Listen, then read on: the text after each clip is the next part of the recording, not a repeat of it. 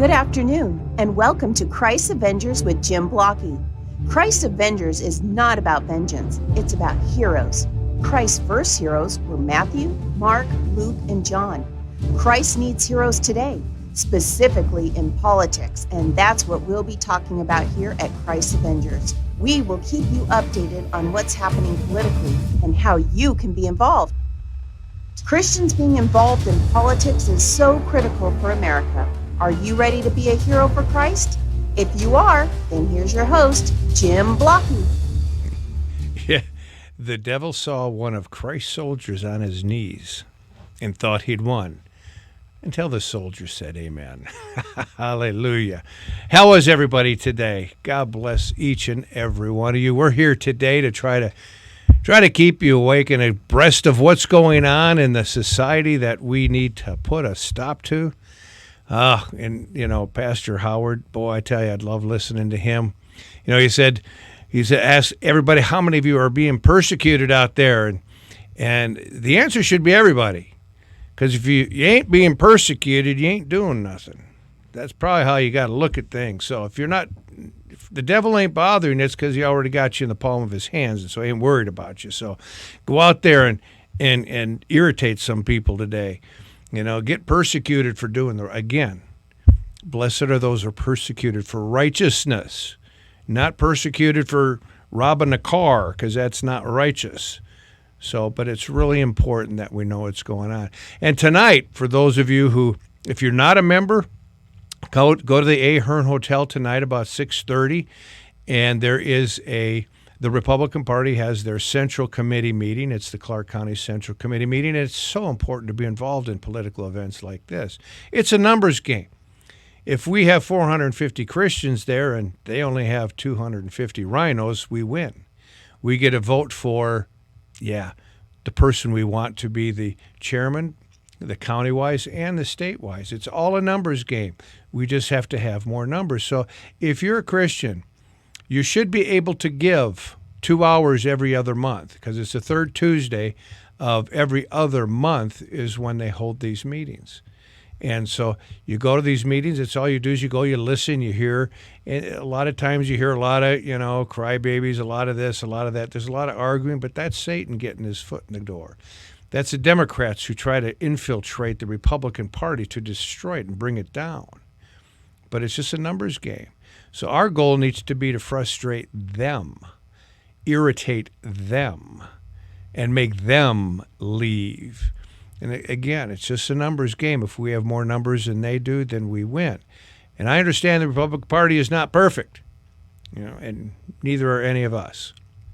But if we want to win this political arena, if we want to prevent what's happening in our country today, we have to be involved with things just like that. So it's at Ahern about 6:30, Ahern Hotel, which is just off of Sahara and the Strip. It's just a little bit, about 2 blocks, I think, west of the Strip.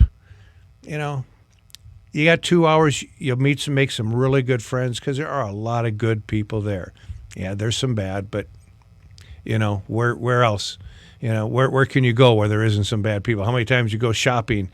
I guarantee you there's a lot of bad people in those shopping centers that you go to. Also, the Relevant PAC meeting will be a week from this Friday. Dr. John will be there. Dr. John Petrick, who's running for assembly, he'll be there speaking. He's going to be speaking on the water issue, and also he will be speaking on the education bill that we have come up with to try to get all this social BS out of our schools, to where it'll be actually illegal to talk about anything, because they talk about separation of church and state and keeping religion out. Well, when our founders talked about religion, they were talking about Christianity. When these people talk about religion and protecting it, they're not talking about Christianity. They're talking about just about every other thing. Because you can do whatever you want. You can be a secular humanist. You can be Muslim even. You can talk about atheism in school. They even have days where you can dress up like those things, but dress up like have a boy dress up like Joseph or the baby Jesus, or a girl dress up like Mary, and they'll be thrown out of school for that. It's a battle against Christianity, and that's what we're fighting, to try to get rid of all that out of our schools. And so that's why we need to be politically active, so we can vote for the right person, so we can pass bills that make it illegal to do that. It already is illegal. You know, the Supreme Court justice, when they took prayer out of school, they said he can't teach for or against any religion. Well, I tell you, same-sex marriage, homosexuality, transgender, abortion, just pure sex outside of marriage and promoting that, all those go directly against our religion of Christianity. So they have been doing that for decades. They've been teaching against my religion, which goes against the law because it goes against what the Supreme Court justice said. The only reason they get away with it is because Christians aren't being persecuted, because they're not doing anything. So don't be one of them. Get out there and start doing things. Start being active. You know, and there's other things going on, like what I talk about a little bit today is, you know, Billy Bob Gates, you know, who for some reason thinks he's a scientist and all-knowing. He's just rich. And he didn't get rich off of being a scientist. He got rich off of the internet or whatever he got rich off of, but it wasn't being a doctor or anything like that. And now Mr. Gates, he says that our world can only the earth can only sustain 500 million people. That's all it can sustain. So he's trying to think of ways we can get rid of 7.5 billion people, because there's like 800 million, there's 8 billion people out there. So he needs to get rid of 7.5 billion of us to make the earth sustainable. And I'm sure he is not interested in saving any Christians. I'm sure he wants to get rid of all of those right off the bat.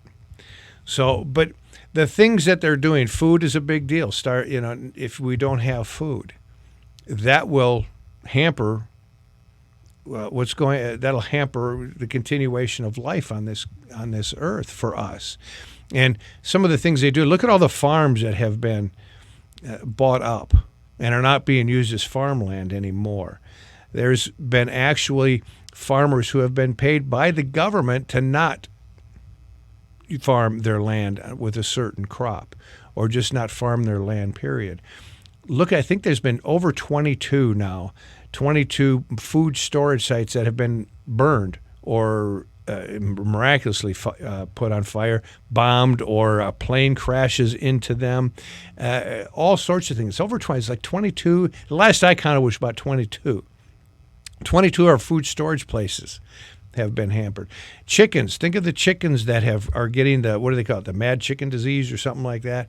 And they've had to destroy thousands and thousands of chickens over the past few years. And now here's a story I just kind of wanted to give you too. Globalist farm raids have been taking the world by storm, and now they have come to the U.S. And there's this one story that you just got to hear. The Biden administration, Billy Bob Biden, he recently targeted an Amish farmer. An Amish farmer, yes. They had an armed raid at his place, and they fined him $300,000. The crime? Raising livestock and growing crops naturally. In other words, they didn't use all the pesticides and oxidicides and crudicides or whatever those sides are that make us sick when we eat them. But they were raising livestock and growing crops naturally. That was worth a fine of $300,000. Now, the Amish farmer, he used religious exemptions, which is protected by the First Amendment and was available to the Amish by law, to maintain, again, their traditional standard of life. This was including bypassing U.S. Department of Agriculture artificially processing facilities. They could bypass that. Now, the founder of the Amish farm, Amos Miller, argued that he was preparing food the way God intended. You don't want to do that with the government. You don't want to do anything that God intended and tell the government about it, because they'll have They probably, when they said that, I'll bet you 15 people had a seizure. Were flopping on the floor like flounders, thrown out of the ocean. Whew. But see, this fine, it was enough to put the small family-owned farm out of business. Put them out of business. Armed federal agents also ordered Miller to cease all operations immediately. Well, you idiot, you put them out of business, so they're probably going to have to cease doing the business. But they had to get armed officials going in there and make sure they stop making food naturally, because God forbid that happen and people live longer because they don't have all those pesticides and homicides and homicide, whatever the sides are. But Miller's farm was so self-sufficient, since they don't rely on fuel or imported fertilizers. So they managed to avoid the supply chain. And they had other drawbacks and those other drawbacks that were caused by Biden's administration when they bungled the Russian war with the Ukraine and everything, and so everything was caught out at sea. So the farm would sell to members of a private club who wanted natural food that hadn't been robbed of its nutrients by the USDA's food processing mandates. The community believes that federal agents are coming after Miller's farm to set an example to everybody who's trying to do terrible things like that. By what they do, they take out the middleman. It makes it a little cheaper. By taking out the middleman, by taking out the government, you are taking power away from the government and taking leverage away from the government and putting that power and leverage in the hands of the community, the farmers and the people. So Dutch farmers, they warned us about these measures, because they would spread it earlier. They warned us earlier this year that this would happen, because they've been fighting desperately to stop their government and the world government from illegally shutting down their operations, and global supply chains continue to struggle. Food continue to struggle. Is this what Billy Bob Gates wanted to do? Yeah. So we can reduce, get rid of 3/4 of the population. 3/4. We're talking almost 88% of the population he needs to get rid of. But still, they have depended on help from their communities to help their cause, the Amish have. That will likely be the case in the U.S. as well. Americans, we need to take a stand on this to prevent these abuses of power from getting worse. We need to do something. The best thing to do is elect good people. But, if we don't start electing the right people, people are going to start being up in arms and fighting, and we don't want to have another civil war on our hands. So to prevent a civil war, we need to make sure we're electing the right people, make sure the elections are being done right. But the Dutch reporter, there's a Dutch reporter, he said Americans should be very happy that they have the Second Amendment. And it says you should protect that with all your strengths, because they won't take things away. Because similar attacks like this are unfolding in farms against farmers in Ireland, Australia, and through regulations through the European government. And they're coming here. And it's going all the way back to, like I said, it devastated Sri Lanka. It's all over the place. So I'm imploring you. I said, these are the things that are happening. It's something we need to be concerned with. We need to start fighting with our votes, fighting with getting involved in the Republican Party. We don't want to be involved with the Democratic Party because they're demonic. So we need to come to the Republican Party, get rid of the rhinos, get rid of those people who don't really care about this country, and take back what God gave us in the first place. This is Jim Blockey. Have a great week. God bless you all.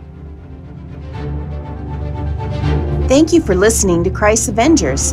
If you would like to contact Jim Blockey, you can email him at jimblockey@gmail.com. That's JIMBLOCKEY@gmail.com. If you would like to keep this show on the air, you can donate by going to ChristAvengers.com. That's Christ with an S. We'll see you again next Tuesday at noon. And remember to put on the full armor of God every day.